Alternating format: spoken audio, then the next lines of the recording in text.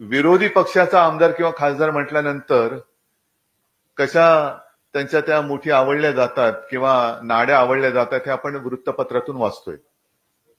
आता तर कहर म्हणजे त्यांच्यातच आपापली नसा आवडण्यास सुरू झालेलं आहे. आजच पेपरमध्ये पाहिलं असाल तुम्ही, एक कोणतरी गेले बाबा मला मारलं म्हणून दिल्लीला. ही लाचारी जी आहे ना, ही लाचारी का, तर तेच चांगलं जर काही चांगलं शिक्षक मिळालं असतं त्या वयामध्ये तरी परिस्थिती आली नसती.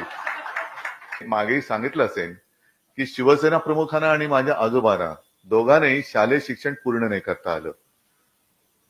दोघांनाही जवळपास 7वी मध्ये फी भरायला पैसे नाहीत म्हणून शाळा सोडावी लागली. पण शाळा सुटली तरी त्यांचं शिक्षण नाही थांबलं. कारण घरामध्ये संस्कार हा एक विषय असतो, तो घरामध्ये जास्त असतो. आपण मुलांना संस्कारित करतो, संस्कार देतो म्हणजे नेमकं काय करतो?